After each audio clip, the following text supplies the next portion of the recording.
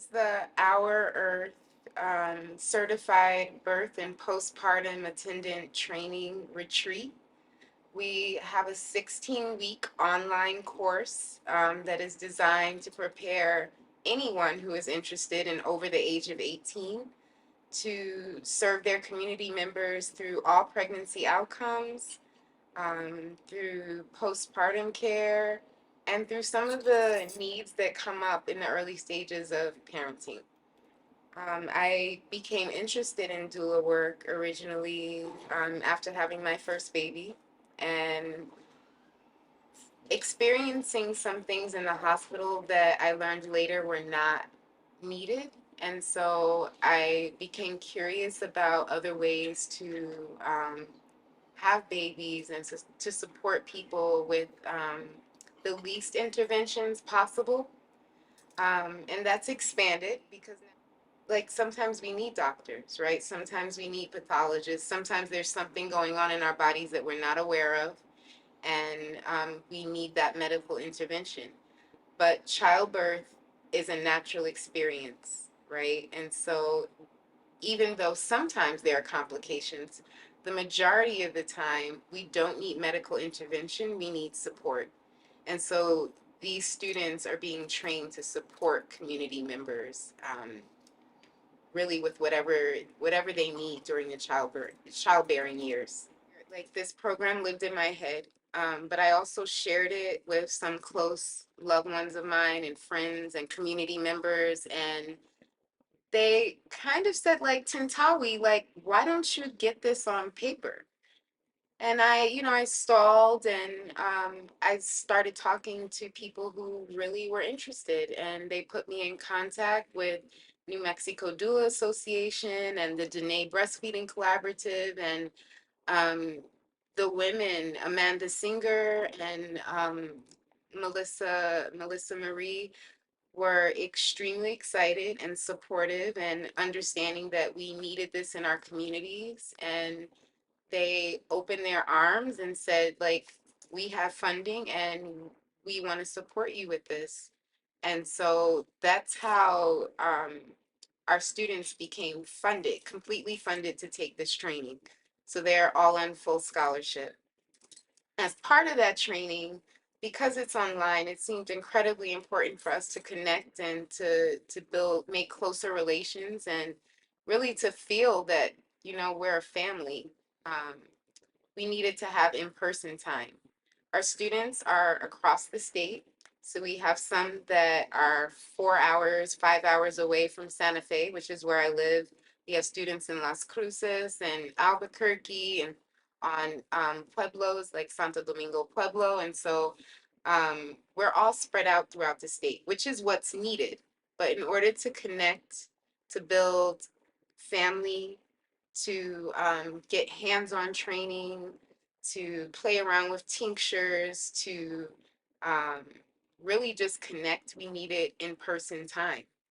And so we decided that we would work with the community college and also with the local elder named Cece Todford.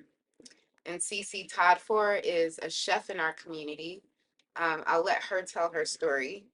But she has a pretty amazing story of serving the community, and also she was a pregnant disabled mom. But she had some challenges many challenges during her pregnancy, because we don't people with disabilities that are pregnant are invisible in our society.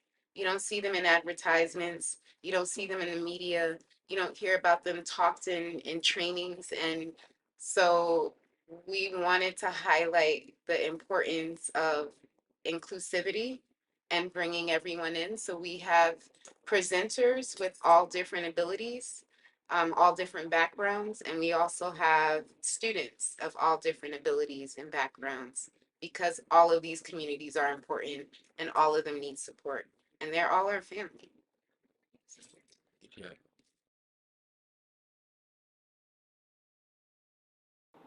So equality means we all have access to the same things. So if we have a disabled pregnant person and we have somebody that does not have any disabilities, if they have access to the same thing, that's equality, right? But it doesn't really mean it's justice, right? Because if you take somebody that's standing and you put them by a fence and you take a smaller and they can see over the fence, right? Then it's accessible because they can see.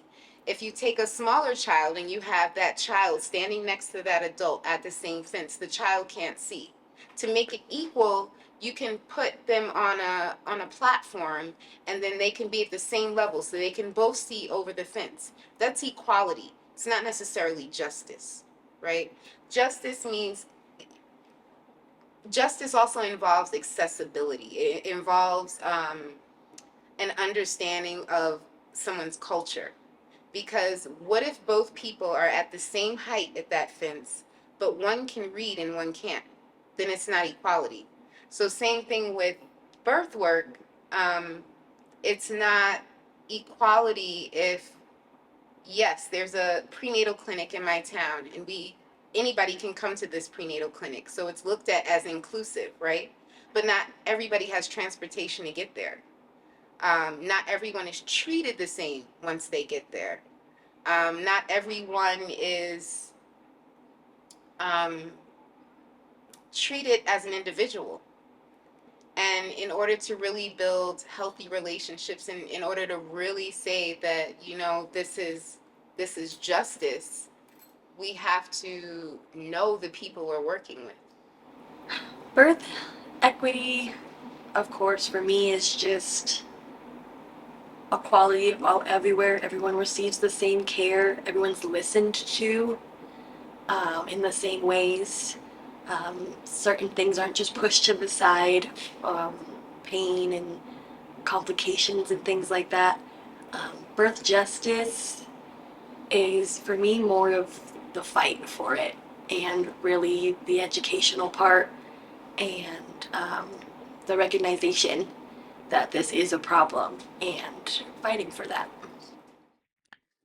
To me, birth equity is just as in anything with to do with equality and how we support our patients and clients with the same quality of healthcare and the same procedures and protocols.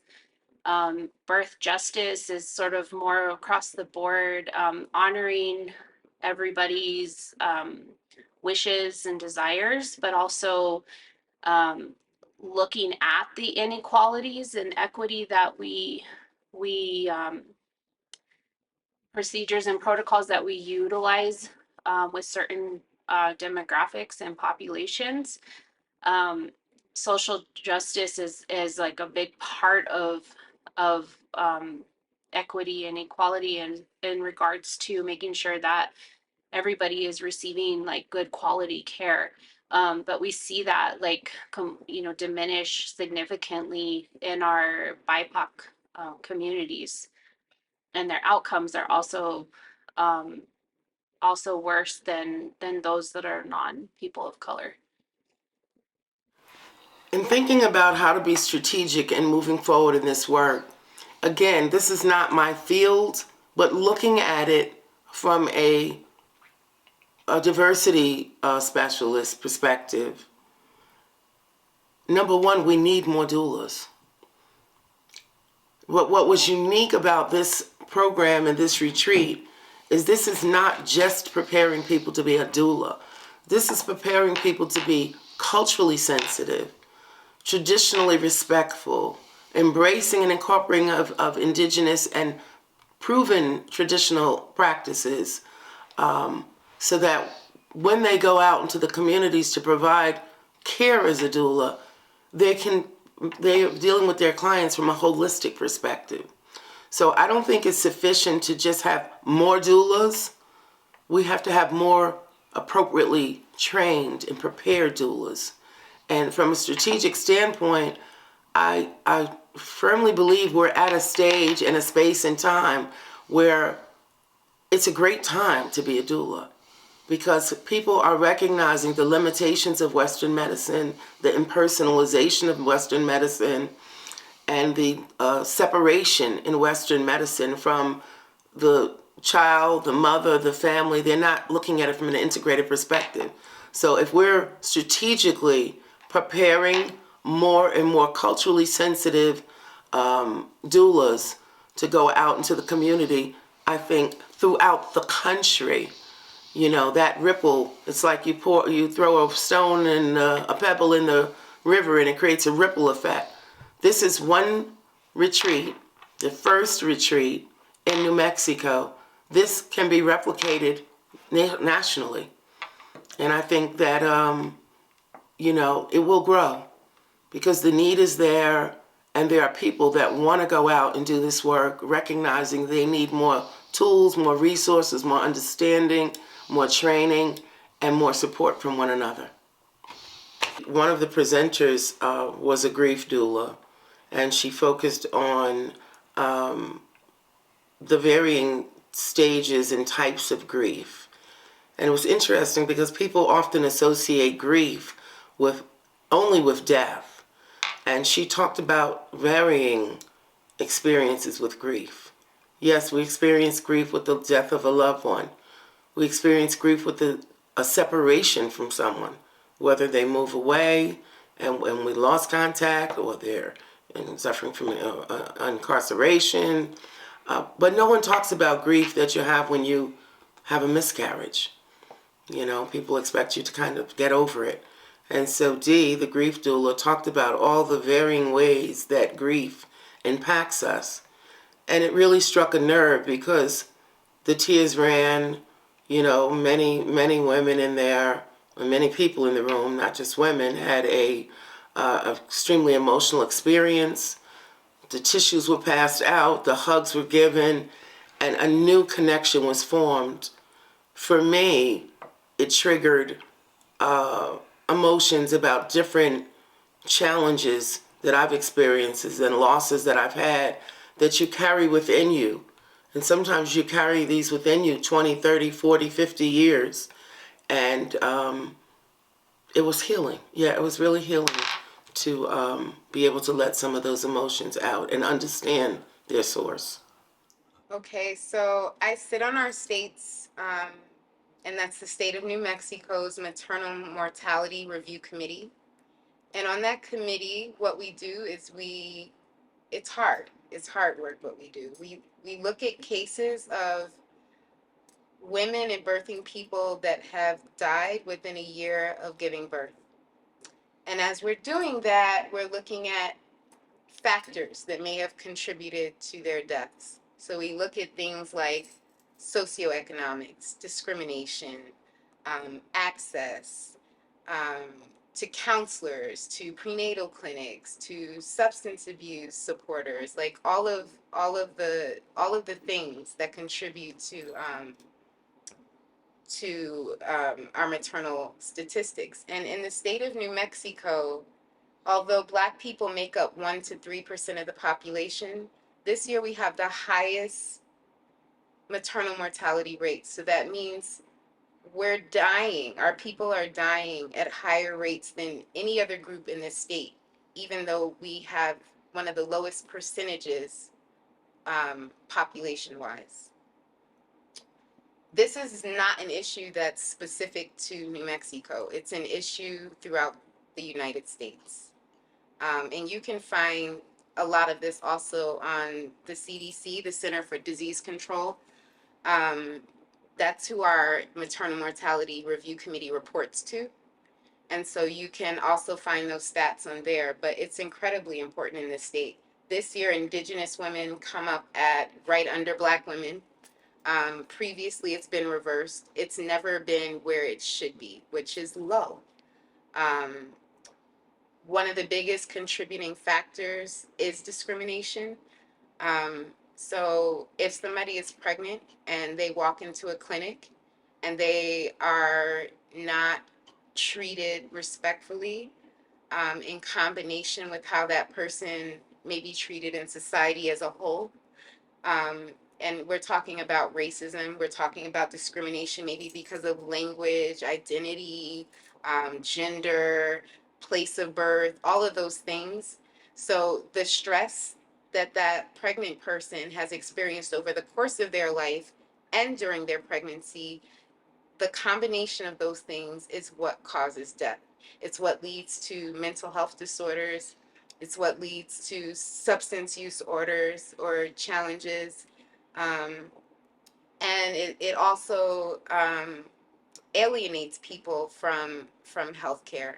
You don't want to go into a facility or to see a provider when you know you're not going to be treated fairly. Or even if you have a history of being treated unfairly, you are less likely to trust medical professionals. So those are the reasons why this program is important. We know representation matters. And so our cohort, this first cohort for our certified birth and postpartum attendants, is all BIPOC, Black, Indigenous, and people of color. Um, the LGBTQ and community is also a big part of this.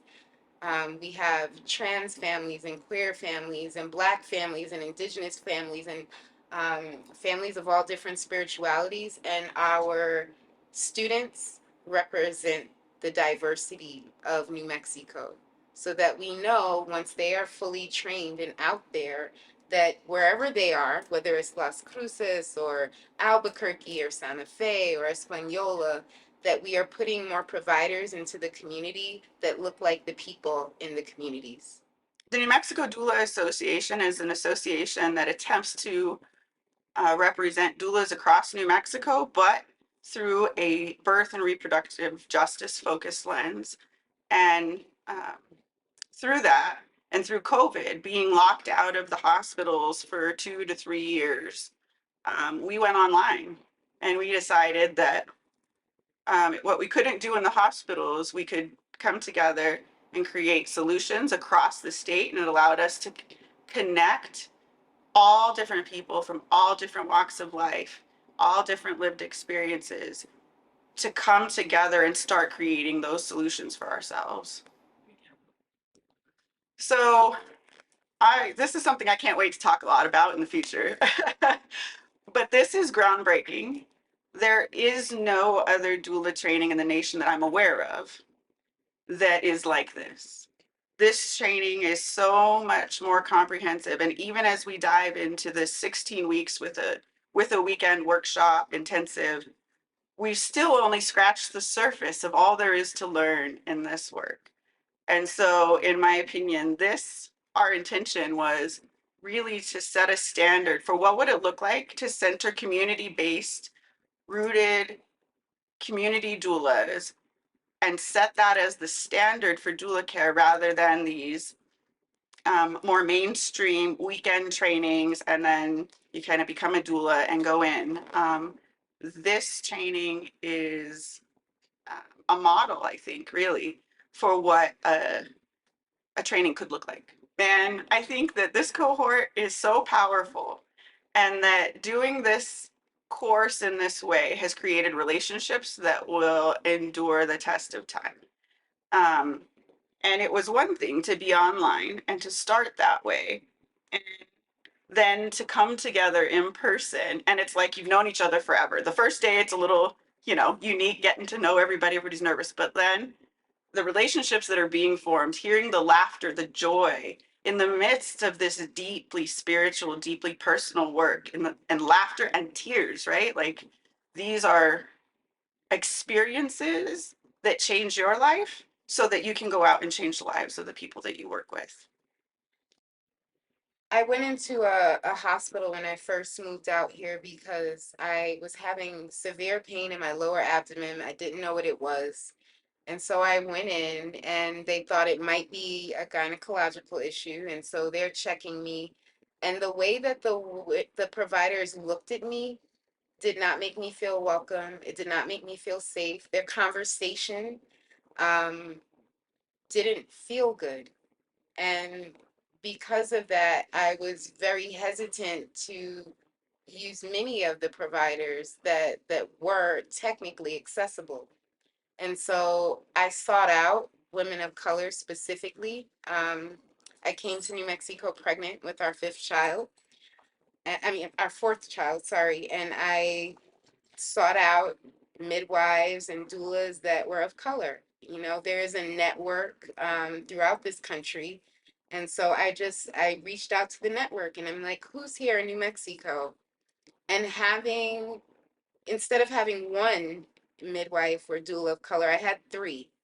I had a surgical nurse who was a lay midwife, Kaya Selassie. I had Nandi Andrea Hill, who is the only home birth midwife in our state, Black home birth midwife in our state, and she traveled an hour to come and take care of me and to do my prenatal checks and all my appointments.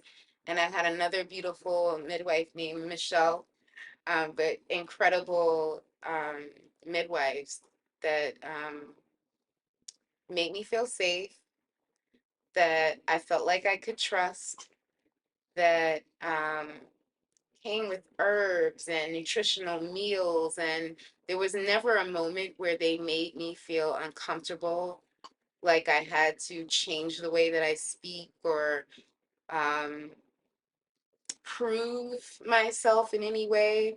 A lot of times when you go into a hospital, if you are not of a certain educational status, you may be looked at like you are not knowledgeable about your own body when none of that should even matter. It doesn't matter how much education you have. Nobody is the expert over our bodies more than we are. And so that's something that was instilled in me by midwives of color, is that no, you're the expert.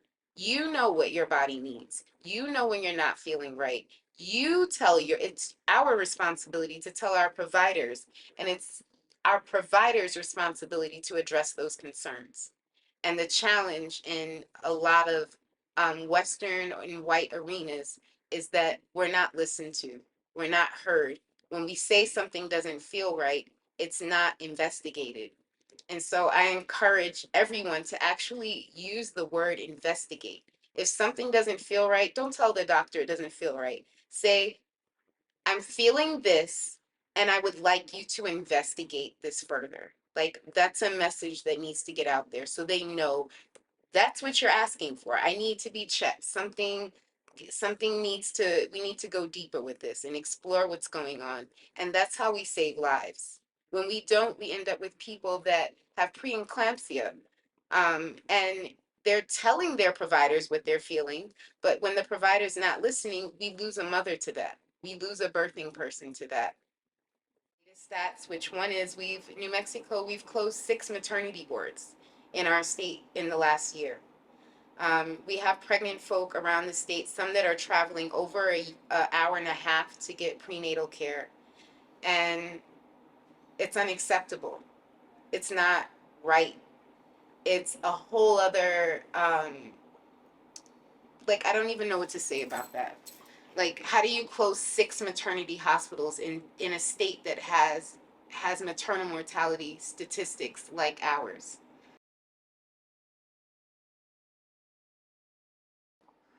Yes, yes, it is still going. And yes, it definitely, I mean, there have been tears, there's been joy, there's been laughter, there's been gathering at our elder Cece's home. So a very relaxed environment where everybody could open up and feel safe and experience some good West African cooking and connect.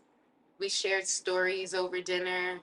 We shared jokes and just really are taking the all of this time to really enjoy each other. And yeah, I think we're making some good medicine and magic as a group. You know, we're honoring what I believe our ancestors would have wanted, not just for us but for themselves, which is community. And so one of the primary focuses of this program is love, because we know when we come from a place of love that we really can help anyone through anything. You don't have to have um, a plethora of knowledge, right? that can come over time. What you do need to have is an open heart.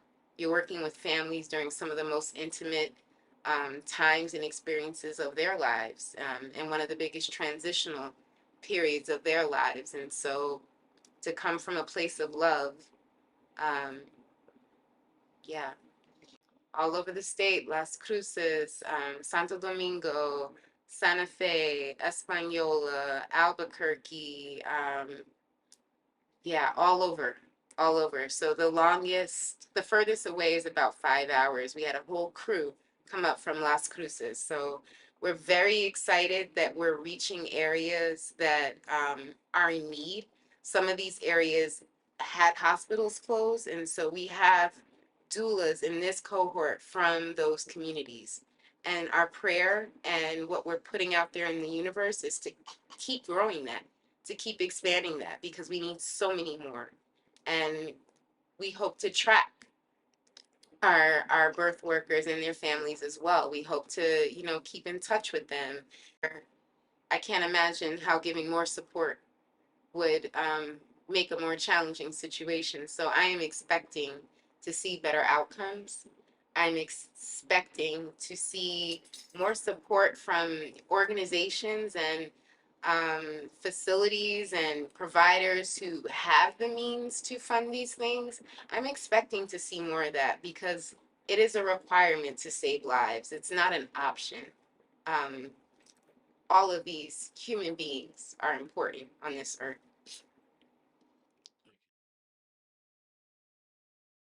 So I think I talked a little bit about how we created the program, right? So we have a 16-week online training program. However, it didn't feel right for it to be me as the only facilitator or teacher because I don't have all the tools. I have a good amount of tools, but there are other community members that are leaders and that are experts in their fields. And so we brought in a psychiatric nurse practitioner and a midwife. We brought in someone to do grief support. We brought in someone to facilitate diversity, equity, and inclusion training, yoga, Afro belly, and movement for birth workers, making tinctures, making belly balms. Like we wanted to hit as many aspects of support as we could, and to do that, we needed other people. We needed community members, and so I'm so grateful for all of the people that have showed up and stood up. Shanika Malcolm, Nicole Danielle Morris. Who else do we have? Danielle Miller, Dr. Helen Tinsley, Sam Lee. Who am I forgetting? Dia Naya, Oriana Lee, and many, many, many others have come to lead sessions. So here at the retreat, as well as online, we'll have a facilitator come in and they focus in on their topic and build interactive studies. So I think that's one thing that um, we stand out in is that this program is not taught by one person. It is taught. I do just want to say that I am so honored to be a part of this space. This is really a revolutionary space. This is shifting the culture of New Mexico and providing a space for Black, specifically Black and Indigenous folks, to really take a larger control of the health of our communities. I'm so grateful to know Tintawi, to be a part of her community.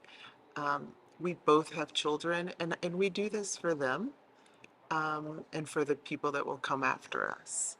And I think she has set such a beautiful foundation in this workshop, to really shift the way we do the work in this community in New Mexico. And I think folks better hang on because this is a journey that we are on, and it will not be stopped. Great. Um, I'll talk about birth justice and equity. And, what I'm really moving towards is liberation for Black and Brown folks. Um, that we determine how we care for our community. We know what works. We don't need research to tell us what the problems have been and are. We know what they are because we've been living with them. And we've also been resisting them and creating new systems within our communities. And when you look at the programs that we create for us, by us, you see outcomes that are positive. And that's just a fact. That's not just like something to be debated. It is a fact. And so, what we really need um, is a distribution of wealth back to the communities that built this country so that we can continue to care for ourselves. An event like this is important because it gives um, the power back to our communities to care for ourselves. So, currently, right now, what we have here in New Mexico is specifically Black and Indigenous folks who are a very small percentage of the overall New Mexico population and continue to have worse health outcomes and higher uh, maternal and infant mortality rates compared to our white bodied folks in this country or in this state. And so, what we know from the organizations that are already doing the work in this state that are Black and Indigenous led, we know that those organizations that are led by those communities are improving outcomes for those communities. And so, what this event does is provide more individuals that are Black, that are Indigenous, that are other BIPOC folks, um, empowering them, allowing them to have the education, the tools to do the work that's already being done so that it's being expanded across our communities. And that's important. It's crucial to the health of our communities, and to be clear, it's crucial to the health of New Mexico, because without us doing well, the state's not going to do well. Other folks aren't going to do well either. When I was one of the presenters, I'm a mother first and foremost. Um, I'm a Black woman. I have a lot of intersectionalities that I navigate in this world, and in particularly in New Mexico, where New Mexico is a state that has continued to uh, have Black and Indigenous folks be invisible. And I think we, as Black folks, and also Indigenous, some of our Indigenous partners and relatives, are really stepping more into the light and into the movement work. And when I do a presentation as a mother, as a Black woman, as a midwife, as a psych nurse practitioner, my work in general is through a liberation reproductive justice framework. So that is how I do all of the work that I do. It's also how I parent my kids and how I move through the world. And so when I give a presentation, my goal, my intention is to also really ignite that in the participants. Right. So this is not just about learning skills to care for folks that are pregnant and postpartum. That's a piece of it. But to care for the whole person, you have to be somebody who is liberation focused and reproductive justice focused. Because if not, you are then capitulating to white supremacy and to the capitalist system that's put in place to harm us. And so my intent always is to ignite that and to provide tools so that folks can have both the language, the tools, and that we're cultivating a community that's really a movement community to shift these things, to shift these systems and dismantle them if they need to be dismantled. So that's the intent when I do that. And I think most of my colleagues, my friends, my comrades, are the same. So when we are presenting, when we are giving information to our community, it's information that is going to provide them with both knowledge, love, and tools to shift and dismantle these systems so that we can actually care for ourselves and continue to thrive. For me, especially now as a young father, This is the second time we've been up here to Santa Fe for an event like this. The first time my wife was still pregnant. The second time today, my daughter's 3 months old.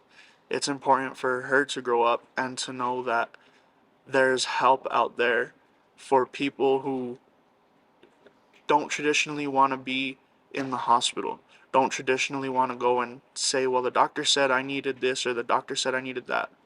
I do strongly believe with my agricultural background, there's so many things that a woman's body can do that's so natural as far as delivering the child, feeding the child, nurturing the child. And I feel like Western medicine is a great thing, but it's sometimes crosses the boundaries.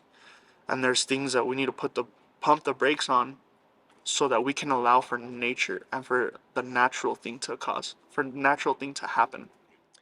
Yeah, so the imprint that a child can get while it's in utero is huge. A lot of it comes from the chemical makeup of the emotions of the mom.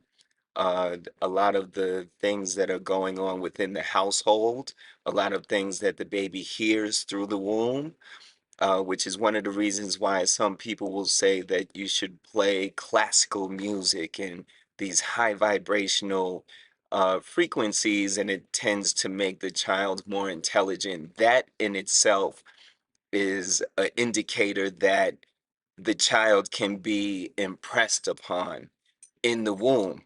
So the imprinting, I mean, it starts from generations, from how the mother was raised, that imprints her, and then she will imprint the baby, how the father was raised, that will imprint the baby.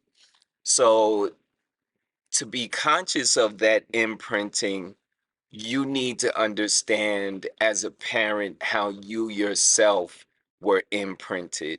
And that comes from what took place while the parent was in the womb, and also the imprinting that the parent picks up from just being in a particular society. All of those things can transform, or rather translate into the imprinting of the baby in utero, and even outside of utero. They say up to the age of 7, those are the most impressionable years of a child, where the child really forms their personality, their being. I like when I'm easing someone into a writing workshop, there can be anxiety around finding words to put on paper and the pressure of what's the right answer and what's the wrong response. So I have found that just by squiggling, just by drawing a doodle or a spiral, or even just making sure your pen never stops moving for 90 seconds, 2 minutes, it just opens up something neurally. It gets you kind of in your body and in this playful space. It kind of makes things feel like, okay, I'm doodling, I'm making art, this is not serious.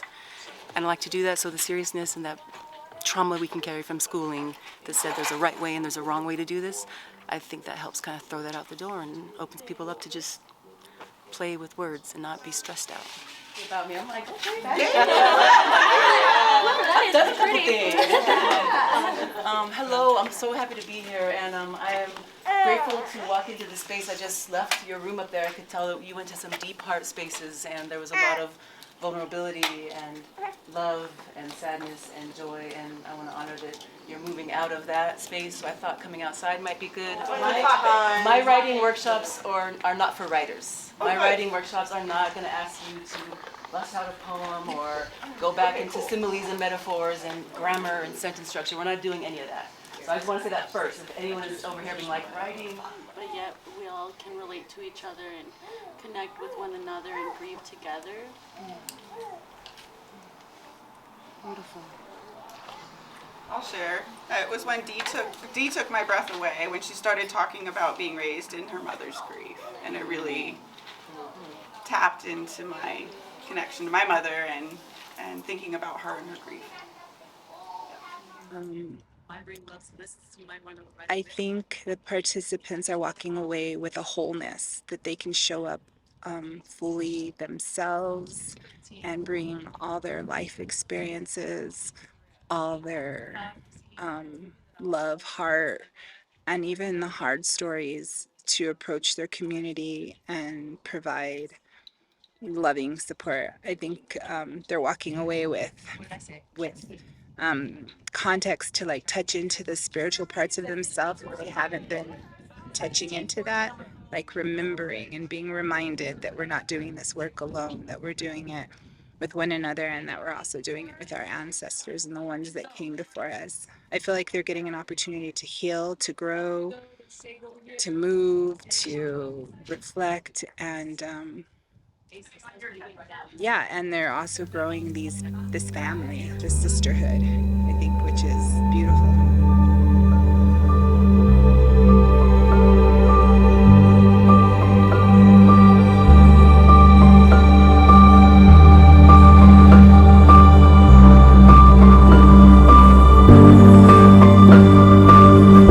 I learned before I went into labor with my last baby is about limbic imprinting.